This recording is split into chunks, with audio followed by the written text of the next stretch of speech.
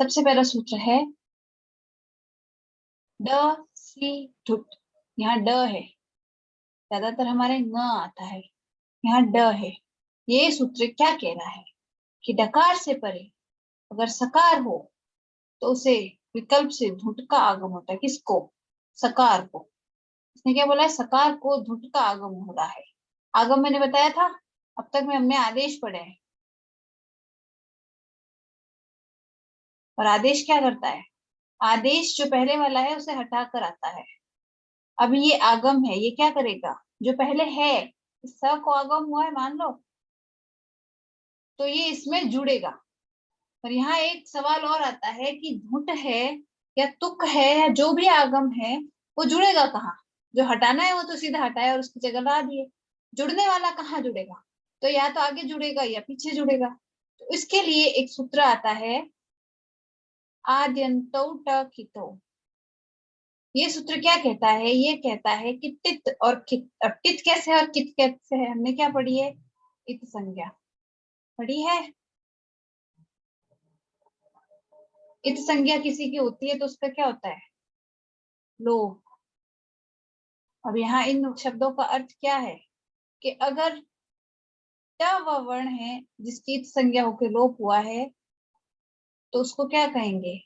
जिसमें ये हुआ है उस शब्द को टित कहेंगे। ठीक है। और अगर का किसी में लोप हुआ है तो वो बन जाएगा कित। और इन दोनों के एग्जाम्पल दूं। धुट है, इस धुट के अंदर ट का लोप होगा। किससे? हलंत्यम से। हलंत्यम से इत संज्ञा होके तस्य लोप से लोप होगा। और ये जो धुट है इस वजह से इसको टित संज्ञा हो जाएगी, मतलब इसको टित बोलेंगे। उसी तरह से तुक आगम होता है कहीं कहीं पर। यहाँ हलंत्यम से इसके का इत संज्ञा होके और तस्य लोप से इसका लोप होगा, इस वजह से इसका नाम पड़ेगा कित। ठीक है। तो ये धुट है तित और तुक है कित प्रत्यय। एक तरीके से जो आगम है वो। तो ये क्या कह रहा है कि अगर तित और कित जिसके अवयव हो, वो चाहे आगम हो या जो भी हो, उसको कहाँ जोड़ा जाएगा? भाई जिसमें तित होगा अव्यय अवयव, इस धुट का एक अवयव। इस धुट के कितने अवयव है? ध है एक वर्ण, एक ऊ है अनुस्वार, रस्व अनुस्वार उ, ठीक, अनुनासिक रस्व अनुनासिक उ, और तीसरा है ट। इन तीन वर्णों में से एक अवयव है इसका ट, जिसकी इत संज्ञा होकर लोप हो रहा है। तो इस जिसका टित अवयव हो, यानी कि ट की इत संज्ञा हुई हो, जिसके जिसके ट की इत संज्ञा हुई हो, वो वाला कहाँ लगेगा? आदि में। यहाँ क्या लिखा है? क्रमशः। क्रम की वजह से भाई टित है जो आदि से, और जो कित है वो अंत में जोड़ा जाएगा। यानी अगर कहीं पर तुक्का आगम होता है तो अंत में जुड़ेगा, और अगर कहीं पर दुक्का धुट का आगम होता है तो आदि में जुड़ेगा। अभी हमारे आगम किसको हो रहा था? डकार से परे वाले सकार को। यहाँ एक ध्यान रखना, ये विकल्प वाला है, विकल्प लिखा है। ठीक है। इसलिए इसके दो रूप बनेंगे, जहां विकल्प होगा ना वहां दो रूप बनते हैं उस शब्द के। ठीक है। तो अभी कहते हैं कि इसके जो सकार है उसको धुट का आगम हुआ, तो ये षड है, षड का ड है, ड के बाद में ये स है सकार। तो ये सिचुएशन पूरी आ गई। डकार से पहले सकार है तो इस सकार को विकल्प से धुट का आगम करना है, और आगम कहाँ करना है? इसके आदि में करना है। स के आदि में धुट जुड़ेगा। तो ये कैसे होगा? षड और संत। इसके आदि में यानी इसके पहले हमने धुट जोड़ा। अब यहाँ इस धुट में दो सूत्र लगेंगे। पहला हलंत्यम, जिससे ट की इत संज्ञा होगी। ठीक है। दूसरा उद्देश्य अज अनुनासिक इत, इससे इस उसके अंदर वाले इस अनुनासिक उ की इत संज्ञा होगी। इन दोनों के इत संज्ञा के बाद में इन दोनों का तस्य लोप से लोप हो जाएगा। पीछे क्या बचा? पीछे बचा षड ध संत। बचा। अब इसके आगे का मैटर क्या होगा? इसके आगे का मैटर होगा खरीचा लगेगा।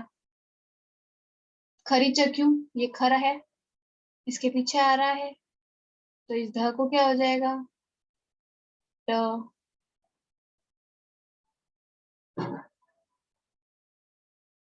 हो जाएगा, सॉरी, तो इसको त होगा, इसको त आ गया। ठीक है, और फिर से दोबारा खरीचा लगेगा, जिससे इस ड को ट हो जाएगा। तो ये क्या बनेगा? इसका बनेगा षट संत। और यूं डायरेक्ट खरीचा में निकाले तो इसका दूसरा रूप बनेगा षट संत। ये दो रूप इसके बनते हैं, क्योंकि ये सूत्र विकल्प की बात करता है, इस वजह से। ठीक है, तो ये हुआ ड सी धुट। अगर डकार के परे सकार हो तो उसको धुट का आगम होगा, धुट में से ध बचेगा, इस ध को पीछे वाले स की वजह से खरी च लग के ध को त आदेश हो जाएगा, और जो ड है उसको उस त की उपस्थिति के कारण खरी च लग के ट आदेश हो जाएगा, तो ये हो जाएगा षट संत, षट संत। ठीक है, षट संत, और वही होगा या दूसरा फिर षट संत। ठीक है, ये दो रूप बनेंगे इस षट संत के। ये था ड से धुट और आद्यंतो टकितो। धुट का आगम करने वाला एक और सूत्र है, वो है नश्च। ये सूत्र क्या कहता है कि नांत से परे सकार को, वो क्या था, ड के परे सकार, ये न से अगर कोई पद अंत हो रहा है, नांत पद है हो, तो इस पद को पीछे अगर सकार हो तो उसे विकल्प से दुट का आगम होगा। तो ये अस्मिन एक पद है, अस्मद शब्द में सुप प्रत्यय लगकर बनता है अस्मिन, सप्तमी विभक्ति एक वचन, अस्मिन समये। एक मिनट, ये अस्मद शब्द नहीं, इदम शब्द है, इदम शब्द का ये। ठीक है, तो अस्मिन समये न है, पद के अंत का, पीछे सकार है, इसको दुट का आगम करेंगे तो इस न के बाद में ध आएगा, क्योंकि धुट के ऊ की उपदेश्य अजनुनासिक इत से और ट की हलंत्यम से इत संज्ञा होके उनका लोप हो जाएगा, पीछे ध बचेगा, फिर स। ठीक है, इसको फिर वही हुआ तो आदेश।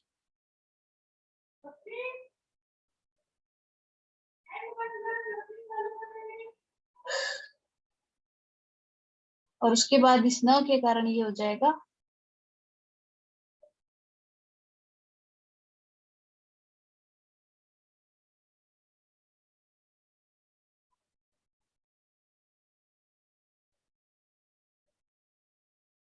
पूरा नहीं है, अस्मिन समय, और विकल्प है इसलिए दूसरा बनेगा अस्मिन समय।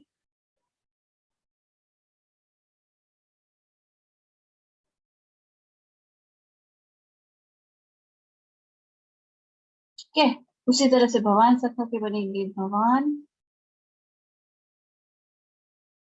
भवान सखा, दो ना होंगे, या फिर दूसरा सिंगल ना वाला होगा, भगवान सखा।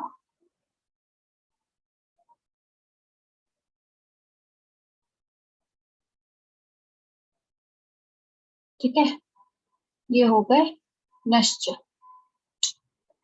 तो ये थे धुट के आगम, दो धुट के आगम वाले सूत्र हैं, इनमें धुट का आगम होता है, धुट का आगम होने के बाद में जो शब्द बन रहे हैं दोनों ही विकल्प थे, एक भी कंप्लीट नहीं था, इस वजह से इस तरह के शब्द हमें यूजुअली देखने को नहीं मिलते हैं। फिर आते हैं शी तुक पे। अगला सूत्र है शी तुक, ये तुक का आगम करता है। ठीक है, कैसे करता है कि अगर शकार परे हो तो नांत को विकल्प से तुक का आगम होगा, यहाँ पद नहीं है, नांत है डायरेक्ट। ठीक है, अभी तुक है, इसका आगम कहाँ होगा? तो सिंपल सीधी बात है कि पहले तो ये कि आगम किसको हो रहा है, तो नांत को ही आगम हो रहा है डायरेक्ट, सकार परे होने पर। वहां सकार को हो रहा था, यहाँ न को हो रहा है। दूसरा, आद्यंत टकित से कित जिसमें हो वो वाला अंत में जुड़ता है, तो न को ये हो रहा है और इसके अंत में जुड़ेगा, जिसकी वजह से ये हो जाएगा सन, फिर आएगा तुक, फिर शंभु। ठीक है, अभी तुक में से क्या बचेगा? क की हलंत्यम से और उ की उपदेश अजुनासिक अजनुनासिक इत से इत संज्ञा होके इन दोनों का लोप हो जाएगा, पीछे बचेगा त, न, त और फिर शंभु। ठीक है, तो ये हो जाएगा सन शंभु।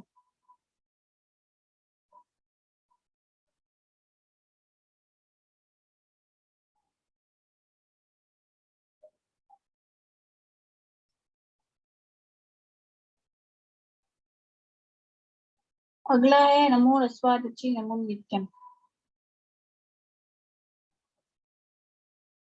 ये किसका आगम कर रहा है? ये नमुट का आगम कर रहा है। जो ट था उसको न आदेश हो गया पीछे न आने की वजह से। वो सूत्र था ना, क्या नाम था, अनुवार से यही परसवाना,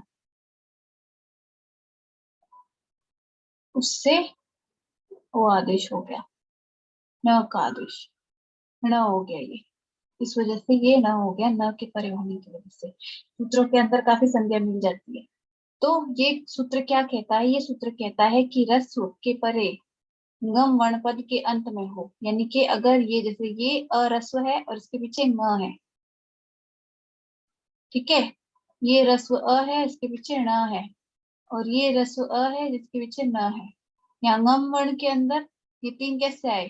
तो हम देखें अगर, तो ये जो हमारा प्रत्याहार है गम, ये इन तीन वर्णों का समावेश करता है, म ण न। ठीक है,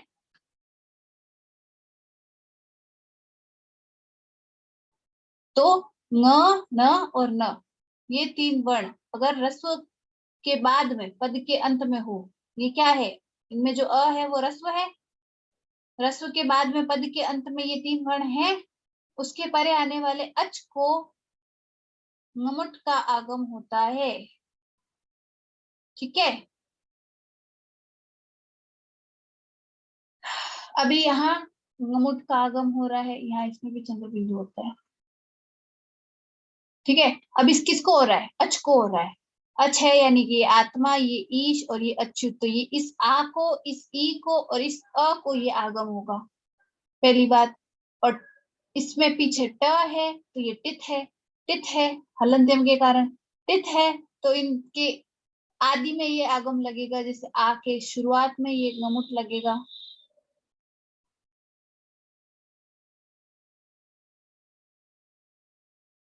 ठीक है, अब इसमें से इत किस किस को होगा? इसमें से इत होगा इसको पहले, क्यों? एक सूत्र था जिसकी वजह से आगम है, और जो हमारे उसके सूत्र थे,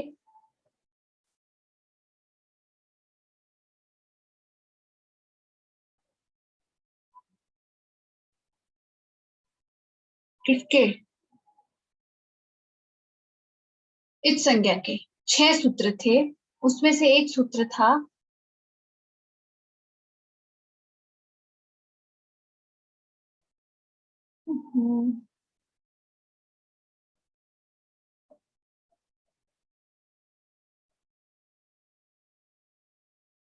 इस संज्ञा के 6 सूत्र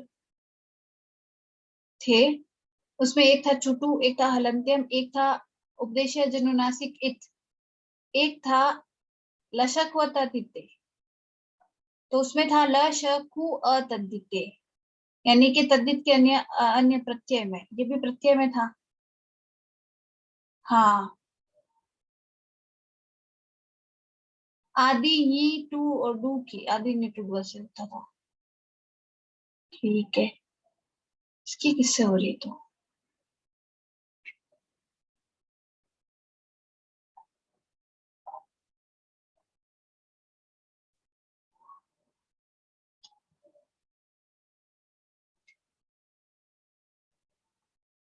कहाँ थे हम? हाँ, तो अब इस गम में से गम बचेगा।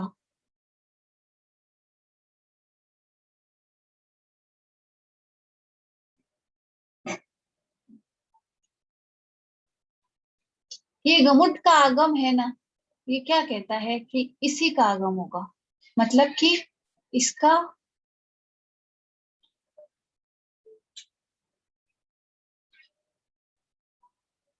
न, न और न, इन्हीं तीन का आगम होगा इसको। इन्हीं तीन का आगम कैसे हुआ? ये शब्द क्या बोलता है कि ये ऊ है, इनको सिद्ध करने के लिए त है, इत संज्ञा हो जाएगी इसकी। और ये जो है गम, ये प्रत्याहार है, जो गम वर्ण है वही वाला ये प्रत्याहार है, ये और ये। ठीक है, दोनों जगह ही प्रत्याहार लेना है। दोनों जगह अगर प्रत्याहार लिया जाए तो जब जहां ये है वहां इसका आगम होगा, जहां ये है वहां इसका आगम होगा, और जहां ये है उसको इसका आगम होगा। उ और ट की संज्ञा हो जाएगी, पीछे ये प्रत्याहार ही बचेगा। इस वजह से जो प्रत्यंग आत्मा है इसमें प्रत्यंग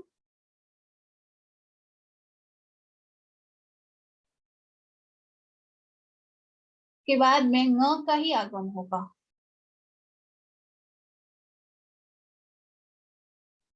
फिर ng, फिर से आत्मा से पहले। ठीक है, तो ये हो जाएगा प्रत्यंग आत्मा, प्रत्यंगात्मा। ये हो जाएगा सुगणेश, ये बन जाएगा सुगणेश।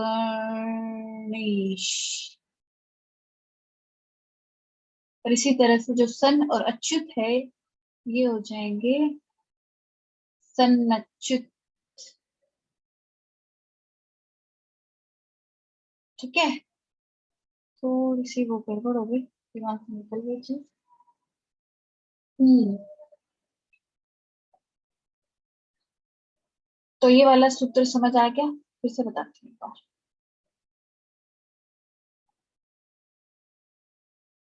गम अगर रस्व अच के बाद में उपस्थित हो तो उसे ngमुट का आगम होगा, और ngमुट के अंदर इतना प्रत्याहार है और इतना उसका साथ, और जो ये साथ की चीजें हैं ये सारी की सारी इत हो जाती है, तो पीछे ये प्रत्याहार ही बचता है। इस प्रत्याहार में भी तीन वर्ण है और यहाँ पर भी तीन वर्ण है। जब तीन वर्ण जब संख्या बराबर हो आदेश या आगम की उससे, तो क्या होता है? तो फिर होता है तस्मा यथा संख्या अनुदेश समानाम। उस सूत्र को लगाने की वजह से यहाँ ng के आगे तो ng लगेगा, ण के आगे न लगेगा, और न के आगे न लगेगा। न जहां न है वहां ये, वहां जहां न है वहां ये। और आगम किसको होंगे? आगम इनको होंगे, क्यों? क्योंकि यहाँ पे ट की संज्ञा हो रही है, इस वजह से इसके पहले होंगे। तो ठीक है, और जो शब्द बनेंगे वो बनेंगे प्रत्यंगात्मा सुगणीश। एक तो ये प्रत्यंगात्मा, ये सुगणीश, और एक सन्नच्युत। ठीक है, अगला सूत्र समसुटी, ये सुट का आगम कर रहा है। यहाँ पर क्या है कि अगर सुट परे हो तो सम के मकार को रू का आदेश होता है। ये तो आदेश कर रहा है, आगम बाद में आएगा। रू का आदेश होता है, इसमें भी ऊ अनुनासिक है, पीछे क्या बचेगा? र, तो र आएगा सुट परे हो तो। अभी ये शब्द लिखा है, यहाँ सुट कहाँ पर है सब बोलेंगे। तो भाई यहाँ सीधा सीधा बात है कि जो ये कर्ता की क्री धातु थी उसको यहाँ पर सुट का आगम हुआ था, और इस सुट में से सिर्फ स बचा था, इसलिए यहाँ स्कता लिखा हुआ है। और इस सुट की वजह से अगर ये सम के पीछे आ रहा है तो यहाँ पर रू आगम होगा, जिसकी वजह से ये बनेगा स म र स क ता। ठीक है,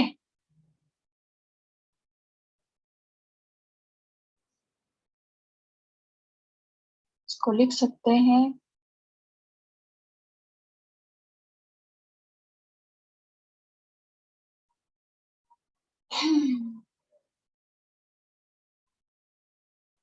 समरसता।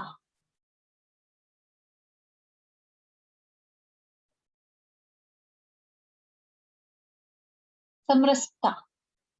एक मिनट, इसको ऐसे नहीं लिखेंगे,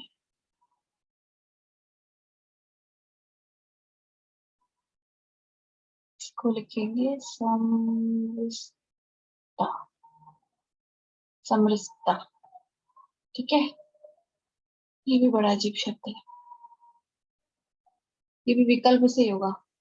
नहीं, विकल्प से नहीं है, समरसता ये बनेगा इसका। फिर है अत्रानुनासिक पूर्वस्य तु वा, यानी कि रू का आदेश होने पर रू के जो पूर्व वाले वर्ण को है उसको विकल्प से अनुनासिक हो जाता है। तो ये हो जाएगा। एक मिनट, यहाँ रू का आदेश हुआ था, आगम नहीं हुआ था, है ना? तो ये म को रू का आदेश हुआ था, तो ये समरसता नहीं बनेगा, ये बनेगा सरसता। और इसको ये आगम होने के बाद ये बनेगा सरसता, संरसता। ठीक है, और उसके बाद जो अगला वाला सूत्र है वो इसका भी वो है, यहाँ तो विकल्प से हो रहा है, लेकिन ये क्या कह रहा है कि अगर पूर्वोक्त अनुनासिक, यानी कि पहले जो ये सूत्र बोल रहा है, ये रू का जो ये रू लगने के बाद में अनुनासिक नहीं किया जा रहा है अगर उसको, पहले वाले को, तो फिर वहां पर अनुस्वार का आगम होगा। अनुस्वार का आगम होने से ये बन जाएगा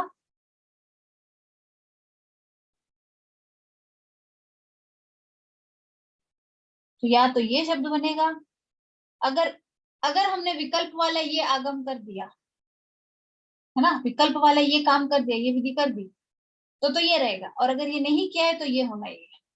कुल मिला के यहाँ ये रहेगा। ठीक है, संरक्षकता ऐसा बनेगा। जो म है उसको अगर र का आदेश हुआ है तो इस म का ख्याल रखने के लिए इन दोनों में से कोई एक अनुस्वार हो जाएगा। वैसे भी पीछे र आने की वजह से वैसे भी उसको म को बाद में अनुस्वार होता, वरना इस तरीके से हो गया। तो इस तरह से है ये दो सूत्र, बहुत कंफ्यूजिंग है क्यों। फिर आता है छेच। ये सकार परे हो तो रस्व के अव्यय को तुक का आगम करता है। सक...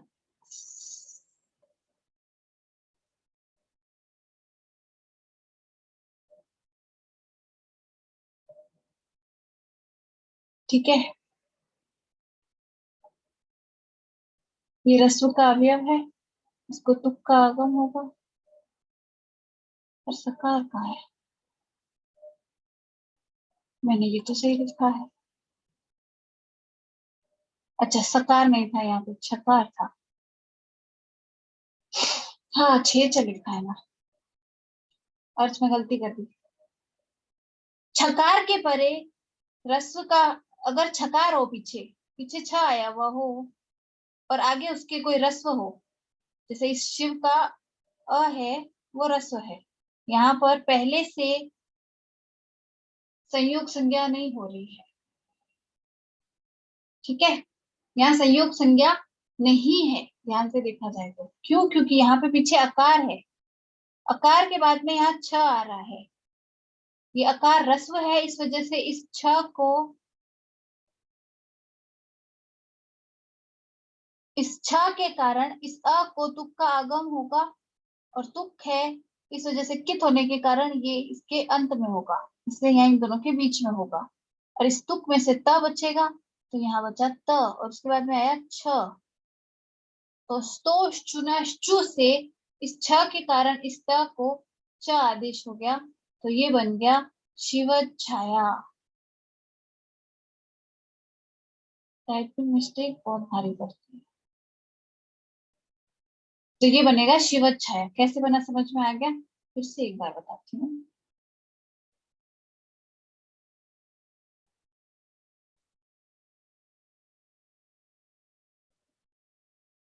सूत्र कह रहा है कि छकार परे हो तो रस्व के अवयव को तुक का आगम होगा। ठीक है, छकार परे हो तो छकार, छाया का छकार परे है और व का अंदर जो अ है वो रस्व है, तो इस अ को इस पीछे छ आने की वजह से तुक का आगम होगा, और तुक चूंकि कित है इस वजह से अंत में लगेगा। ठीक है, तो ये बना शिव इत संज्ञा होने के बाद त और छाया। अब इस त को स्तोष चुनाश चु इस सूत्र से छ की उपस्थिति के कारण इस त को क्या आदेश हो जाएगा? च। तो ये बन जाएगा शिवत छाया।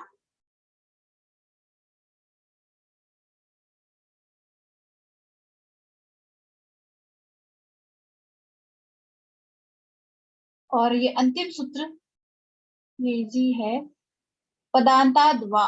ये क्या कह रहा है कि वाह वाह यानी कि यहाँ पर फिर से विकल्प आ गया कि अगर पदांत दीर्घ हो, यहाँ क्या था? ह्रस्व था, पर अगर पदांत दीर्घ हो तो और उसके पीछे छ छ हो तो उसके दीर्घ को भी वैसे के वैसे विकल्प से तुक्का आगम होगा। यहाँ जरूरी नहीं है, वहां जरूरी था। तो बिल्कुल वैसे ही लक्ष्मी के पीछे पीछे होगा तुक्का आगम। क्यों? क्योंकि वो कित है और इस दीर्घ को हुआ है। तो ऐसे ऐसे इसका वर्ण, जैसे ये शिव छाया बना वैसे ये लक्ष्मी छाया बना। इसको हम लक्ष्मी छाया भी लिख सकते हैं क्योंकि ये विकल्प था।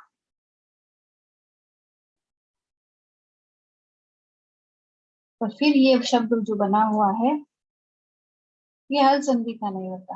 हल संधि का तो यही रहेगा, और इसकी हल संधि इसीलिए है क्यों? क्योंकि तुक्का आगम के बाद में जो ये परिवर्तन हो रहा है ना त से च, ये हल संधि का वो रहता है। ठीक है, तो अब तक में ये हो गई हल संधि हमारी कंप्लीट। अब आज की क्लास के 10 सूत्रों जो बड़े ही वो थे अब तक में सबसे कॉम्प्लिकेटेड, उनके बारे में किसी को फिर से कुछ सवाल पूछना है तो पूछ लें।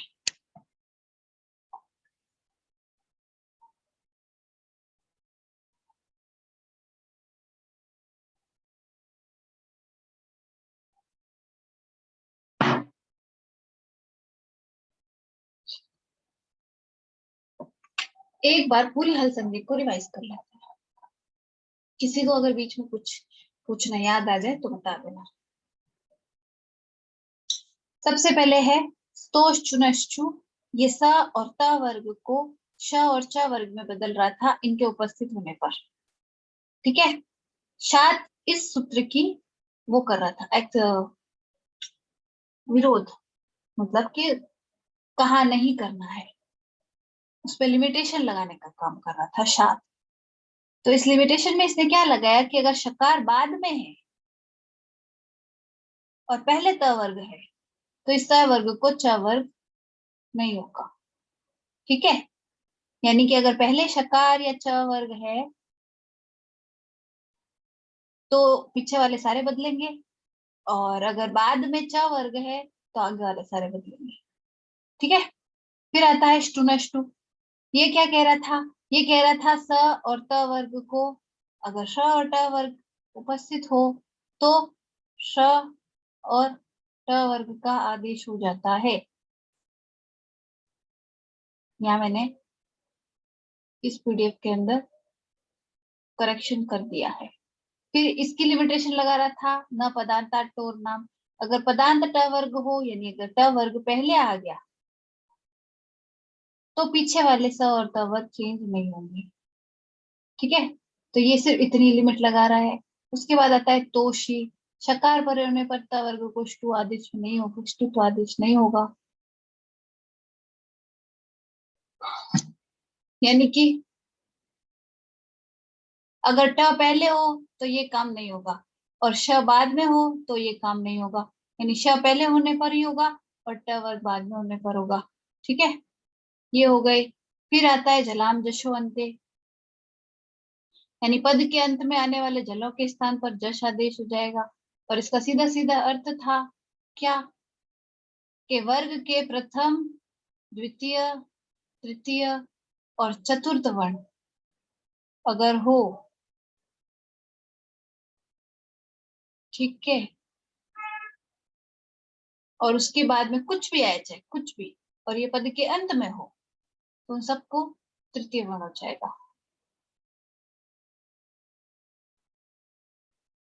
उसके बाद आता है जलाम जश जशी, यानी झश प्रत्याहार। वो तो क्या था, पद के अंत में, पद के अंत नहीं हो तो पीछे अगर जश आ जाए तो जश हो जाएगा। यानी कि अगर एक, दो, तीन, चार के पीछे तीन और चार आ गए तो ये एक, दो, तीन, चार तीन में कन्वर्ट हो जाएंगे। ये सूत्र बोल रहा था। उसके बाद आता है यरो अनुनासिके अनुनासिको वा, यानी अनुनासिक परे होने पर पदांत यर को विकल्प से अनुनासिक हो जाता है। अनुनासिक क्या है,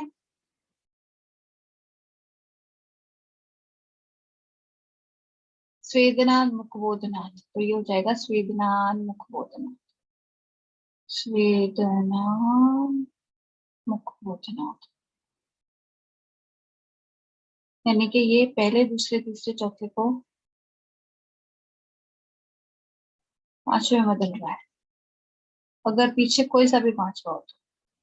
ठीक है, फिर प्रत्यय भाषा या नित्यम, जो ये विकल्प से था उसको प्रत्यय लोक व्यवहार में उपस्थित प्रत्यय के अंदर डेली रूटीन में लेने का काम करता है।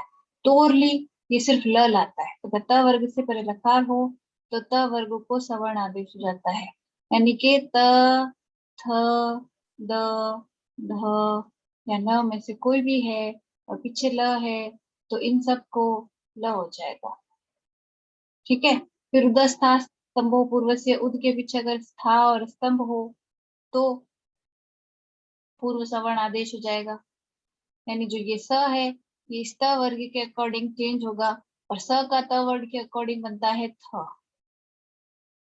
फिर तस्मादित्युत्तरस्य, ये इसका बता रहा था। आधे परस्य से, ये भी इन दोनों की व्याख्या बताने के काम कर रहे थे। फिर था जरो जरी सवर्ण, यानी झल से परे सवर्ण जर हो तो जर का विकल्प से लोप हो जाता है। किसका, पीछे वाले का। तो उसमें अगर दो हो तो उनमें से एक रहता है। फिर है खरीच, ये खर परे हो तो झलों के स्थान पर चर आदेश हो जाता है। यानी कि एक, दो, तीन और चार के पीछे अगर एक हो, एक और दो हो तो उनको सबको एक हो जाएगा।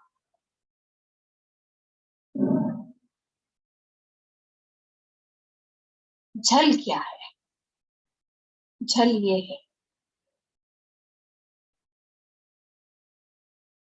यानी कि वर्ग के चतुर्थ वर्ण, उसके बाद तृतीय वर्ण, फिर द्वितीय वर्ण और उसके बाद ये प्रथम वर्ण और श स स ह, ये मिलके बनता है झल। ठीक है, वर्ग के एक, दो, तीन, चार और स, श, श और ह, ये झल है।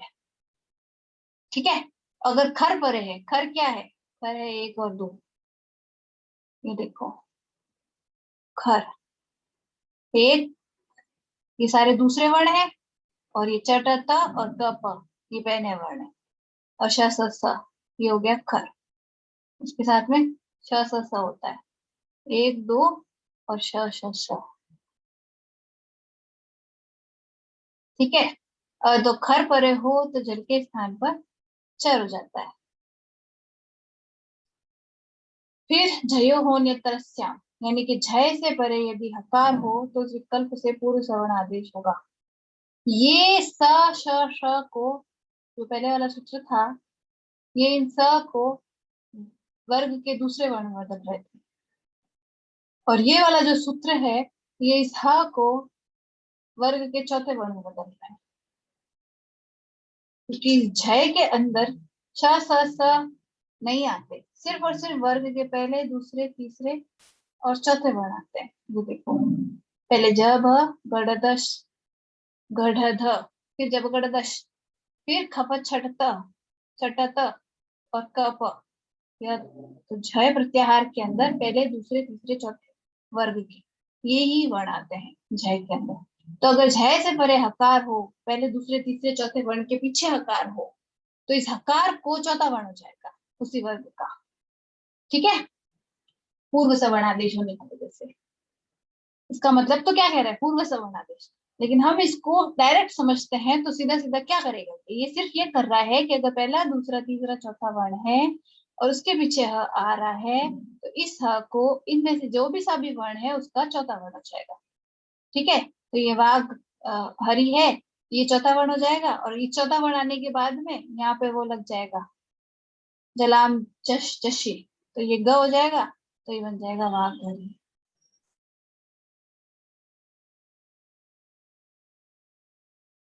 इस तरह से। उसके बाद आता है शश छोटी, ये झय, वही पहला, दूसरा, तीसरा, चौथा, अगर बाद में उनके आकार हो, शकार को अट परे होने पर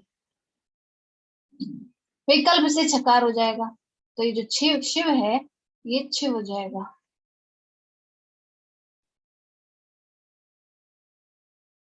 ठीक है, फिर और उसके बाद में खरीचा से ये द को त हो जाएगा, तो ये हो जाएगा तच्छु। या फिर हम इसको उसके बाद में लिख सकते हैं तच्छु, तोश्चु नश्चु लगाएं तो। फिर आता है मुंह अनुस्वार, हल परे हो, हल में सारे व्यंजन आ जाते हैं, तो मकारांत पद के मकार को अनुस्वार हो जाता है। अगर स्वर है तो उसमें मिक्स होके पूरा म हो जाएगा, लेकिन अगर हल है, अच होने पर तो ये हो जाएगा, और हल है अनुस्वार हो जाएगा, और उसके बाद में झल पर होने पर अपदांत नकार को भी अनुस्वार आदेश हो जाता है, और उसके बाद में अनुस्वार से यही परस्वर्ण से उन सबको सवर्ण आदेशों के जो पीछे वाला हल है उसके अकॉर्डिंग पंचम वर्ण हो जाएगा। ठीक है, कौन सा, यह पर होने पर लिखा है क्या, य र ल व और वर्ग के प्रथम, द्वितीय, तृतीय, चतुर्थ और पंचम वर्ण। क्या छोड़ा इसमें, श श स और ह, दोनों के दोनों हाथ छोड़ा है। एक मिनट, हाँ, यह पर होने पर श स स ह, ये छोड़ा है, यह प्रत्याहार ये होता है। यह प्रत्याहार क्या हुआ, ये देखो, ये य और दूसरा ये य। एक मिनट रेड से करते हैं। ये पहला य और ये दूसरा य। इस यह प्रत्याहार के अंदर पहला, दूसरा, तीसरा, चौथा, पांचवा वर्गों के पांचों अक्षर, और य र ल व, ये चार अक्षर होते हैं। ठीक है, तो यह परे होने पर अनुस्वार को सवर्ण आदेश होगा, तो वर्गों के पहले, दूसरे, चौथे, तीसरे, चौथा, पांचवा है, तब तो उनका पंचम वर्ण हो गया, वही हुआ ना उनका सवर्णी। और यर अलावा है तो इसकी वजह से न होगा, इसकी वजह से न होगा, इसकी वजह से न होगा, और इसकी वजह से न, ये होगा। ठीक है, फिर वा पदांतस्य,